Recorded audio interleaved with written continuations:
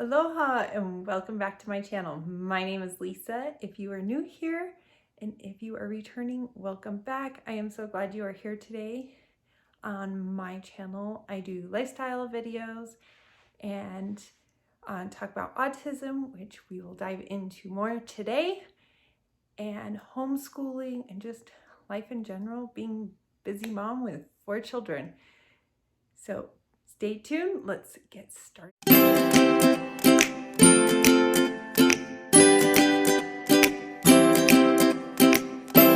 All right, so today I just wanted to sit down and go through our diagnosis process for Gavin with his autism. I talked previously in another video. I'll leave that down below, so go check that out first if you have not seen that.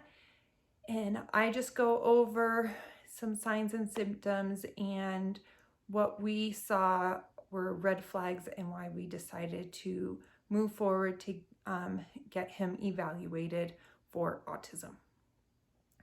So he was born in 2014, and in about 2016 is when big red flags were really starting to show themselves, and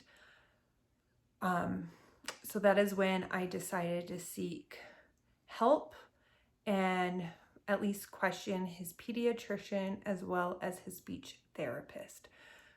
So we moved when he was 2.5, about an hour away. So we were changing pediatricians and all of that. And so it took a little bit of time. He wanted to get to know Gavin a little bit more and all of that kind of stuff, as well as a speech therapist. So that just took a little bit of time that way. So he was 2.5 when I really started pushing for speech services, as well as just questioning some of his behaviors. So we were referred over to AZIP, and that is Arizona Early Intervention Program for children under the age of 3. And he did not qualify because of his age, because he was over the age 2.5.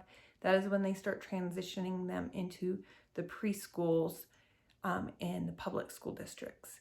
So because he was already 2.5 at that point, they said, you need to start the process in the preschool. So we started that process, and we had to wait till he was 3 before he could enter into the preschool program. In the meantime, we had him set up for speech, and he was doing speech through a rehab service here in our local town. And that was going really well. But we were still seeing those signs. So I questioned my doctor, or his doctor, his pediatrician, and said, I just have concerns. And he handed me a sheet that it was just a questionnaire. I think there was like 10 or 12 questions on it. It wasn't like a huge questionnaire. And had me fill it out, and he said, yes, there are some red flags on here. We're going to go ahead and refer you over. So we were referred over. It took a couple of months for the referral process to go through, as well as just to get an appointment. There is only one at that time. There was only one psychologist in our area that would diagnose for autism. So it took a while to get into her.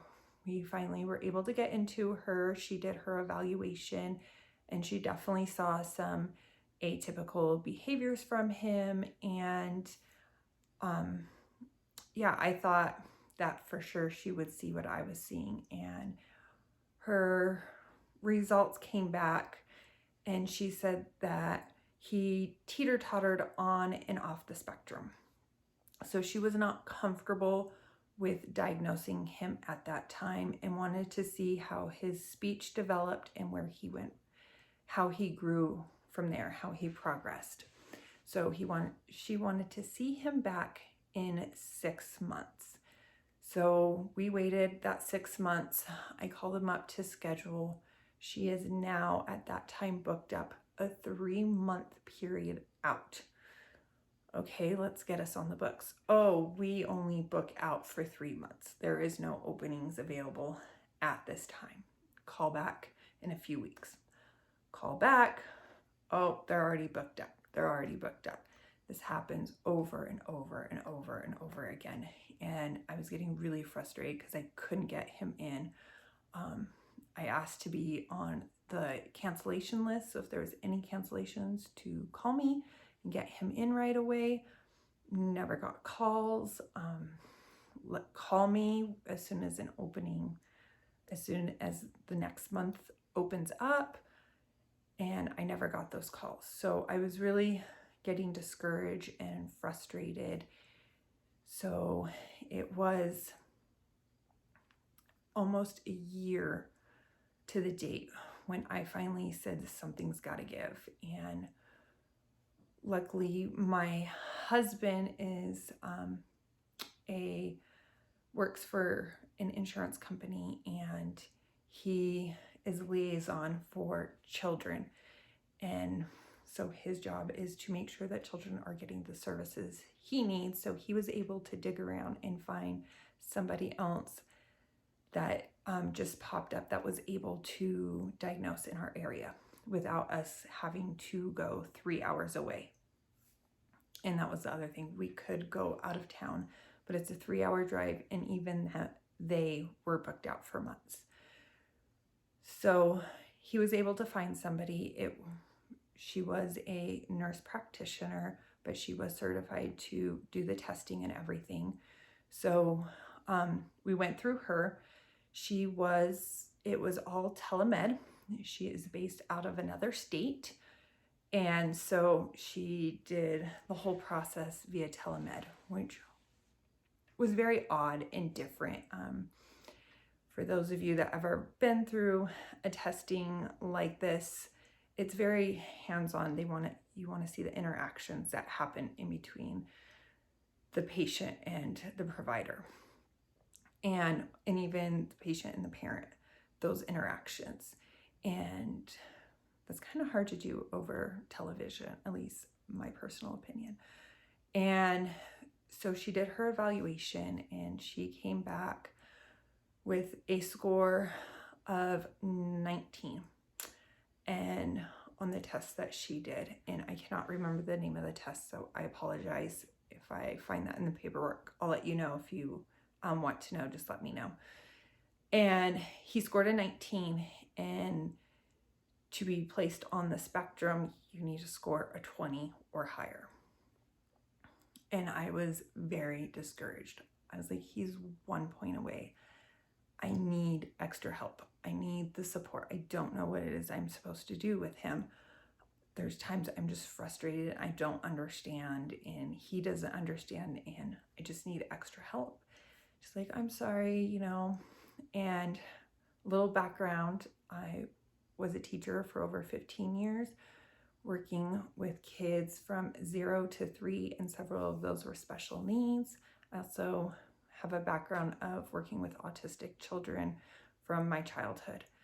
So I had already known some things and was working really, really hard with him and put a lot of things in place. And her statement to me was, well, I can tell you have worked so hard with him, and because of that is why he is not scoring where he's at. I can tell that you have put in the effort to get him to where he's at.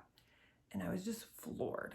I didn't know what to say. I was like, if you recognize that I've worked so hard to make sure he is where he is, and that he would be on the spectrum if it wasn't for the work, and it's not just me, it was my husband as well.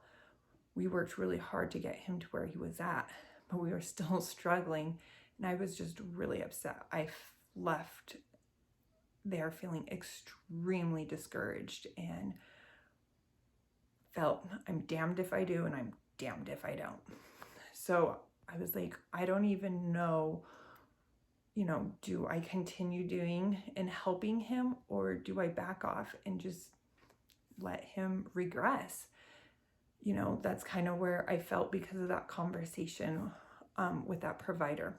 She did state to me that if there was any regression, to call her at any point in time, and she would reevaluate at that time. So again, I just felt really discouraged. He only qualified for speech services. He didn't qualify for OT or physical therapy or anything else. He really doesn't need their physical therapy, but we didn't have a diagnosis of anything. And so the only thing we could get was speech for him. And we were just starting to see a lot of behaviors starting to pick up. So I just felt really discouraged. A few months later, about 6 months later, he regressed a lot, and I did not back off. I just continued doing what we always did, and he regressed a lot. His speech went down terribly. I was having a really hard time understanding him. We were having meltdowns because we didn't understand him, and other behaviors. He would cry in the car if I had the blinker on, or any repetitive noises. He didn't like being out in the rain whatsoever. And these were all fairly new things that he started doing. So I called up the psychologist or the nurse practitioner and told her what was going on, and she agreed that he was definitely regressing and should be reevaluated, but she felt that he should go to a psychologist instead of see her. So she referred us to a coworker who actually happened to be in state, and she was able to drive up to us, to our facility here in our local town, and meet with him face to face. So this time I was able to have my husband come along with me. So the previous 2 times he was working, was unable to come. So it was just me. So he came and was really a great guide. He was another voice for him and showing another side, because he isn't with him as much as I am. So he's like, well, these are the things I see when I come home, kind of thing. So that was really good. With her, it was a little bit different. Instead of being in the room like I had been previously with the other 2 assessments, she took him, and I think it was because of his age. He was 5 at that time, and because of his age, she took him into the room, and we went to another room and filled out many questionnaires. And these questionnaires were very lengthy. I think there was 3 of them, and one of them I think was fairly short. I think it had like 20 questions on it, and one of them had like 110, and the other one was kind of in between that. Very lengthy and kind of confusing a little bit, the questionnaires. Again, having my husband there was a great help. He helped me interpret some of the questions and vice versa. So we went through the questionnaire, and then she took all of her evaluation plus the paperwork and went back and went through it. And within a week, she called us back. And that is when she sat us down and said, hey, this is what I observed and what I see. And yes, I do believe he is on the spectrum. And she placed him on a level 2. For those of you that don't know, so autism is kind of like an umbrella, and there's 3 sections, if you will, 3 different levels. One being a high functioning, can go out in society, has little quirks, whatever, but still can communicate and act appropriately in society. A level 3 is they need a lot of guidance, a lot of help, maybe have no language whatsoever, need extra assistance with getting dressed and going to the restroom, those kind of things. So those are the 2 extremes. A 2 is right kind of in between. And the reason why she placed him as a level 2 is because of his social emotional behavior. So for him, he loves everybody. A stranger walks up to us and, I politely say hi. All of a sudden, the stranger is now his best friend because mom said hi. Or even if the stranger talked to him first, he's now his best friend. So it can be kind of scary. He's not necessarily, wouldn't really consider him a flight risk, but he does wander. We have had very scary situations, several of them with him just wandering. He gets in a mode that he wants to go somewhere and he's going to get there some way, somehow. And he will just disappear and take off because he wants to go to this place or do this thing. So we have had that come up a few times. So there's several things like that. That is why they put him as a level 2. And she said, he can drop down to level 1 at any point in time. And and kind of once you're on the spectrum, you're on the spectrum. So, and that is fine. We embraced it.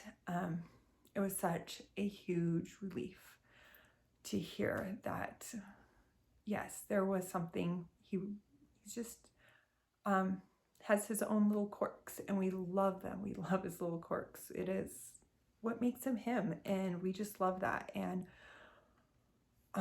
it was just a sigh of relief knowing that, I have a, sorry, try not to get emotional.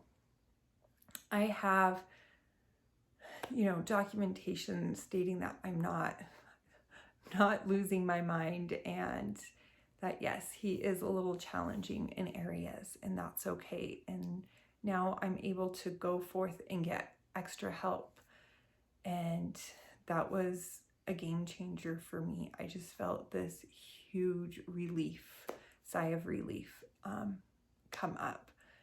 So that is kind of, how that all went, and we embraced it. And now, I don't see autism as a label, and I just see it as an explanation, if you will, to the outside world of what's going on with him.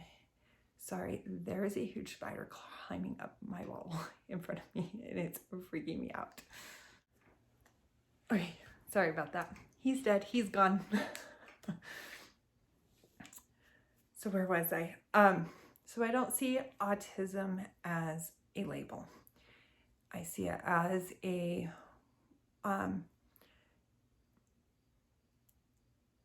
way to help explain to the outside world what is, going on. That, he thinks a little bit differently. And before we had that diagnosis, it was really hard to explain why he was understanding things or he was doing things a certain way, because I didn't have that diagnosis. I didn't have that to back up anything. And since then, I am able to say, hey, I'm sorry, he's not understanding. He's having a meltdown. He is autistic. This is why. And 9 times out of 10, people change their tune so fast when they hear that. And they get down to his level and their understanding. And there are a few people that just go, oh, okay, well, I'm going to go over here then, and you do your thing, which is fine. It's not for everybody, and that's totally fine. It is just huge to see that. One great example is he wanted to play football so bad, so we put him into flag football, and he was so excited. And the first season, it was okay. He had a coach that they weren't connecting, she didn't really know what to do with the kiddos. And so the next season we got a new coach. And I honestly expected the season to go the same way. And it was like our third practice, Gavin was in what we call Batman mode. So he is pretending to be Batman. He believes he's Batman. So everything revolved around being Batman. And he's just running around the field going, Batman to the rescue, Batman this. And, the coach kept trying to redirect him. We're playing football right now. And he came to me and said, hey, I really need him to focus. And I'm like, I'm sorry, this is kind of what's going on. And I explained to him that he is autistic and he kind of views himself as Batman right now. And that's just kind of where he's at. And there's not a whole lot I can do about that. If need be, we can go ahead and practice for us if need be, if it's too much of a distraction. And he's like, oh, he's autistic. Okay, I got this. No worries. I understand. He wants to play football. We got this. And the next thing I know, he hands Gavin the football and says, hey, Batman, I need you to run as fast as you can that way. Bam. Batman was down that field and totally did. And he just kept referring him to Batman and just totally connected with him. And that was amazing. Like I said, if I didn't have that as a backup, like, verbiage to explain, hey, he just thinks differently. This is how he sees the world right now. I don't know how I would have explained to him if I didn't have that. So that was a wonderful thing. And it's, come in handy several times. So don't feel discouraged if you are going through this and you feel autism is, or anything, any diagnosis as a label. It is not. It is a stepping stone to help you and your child to get the services that both of you need. That is how I definitely felt that the services weren't just for him. They were for me too. I'm learning so much of the process of how things go, how to get services. I am learning about different ways to receive services, especially now during this pandemic. Telehealth has been amazing, and a lot of it has fallen on me to do with him, but I'm learning a lot because of it. So yeah, don't get discouraged. It is not a label. Don't view it as that. It is just a tool to help you. That is all I see it as, and that is my personal opinion, but that is what I truly believe. It is just a tool to help you and verbiage to help in those trying times. So that is what I have for you today. So that is our long, drawn out process of how he was diagnosed. And yeah, so stay tuned for the next video. I'll talk about getting him services. That has also been a very long process as well. And I will post that video up hopefully quicker than I did this one. So stay tuned for that. Thank you so much for joining. If you have any questions, please leave them down in the comments below. I would love to chat with you and get to know you. And yes, thank you. And you all have a wonderful evening. A hui ho!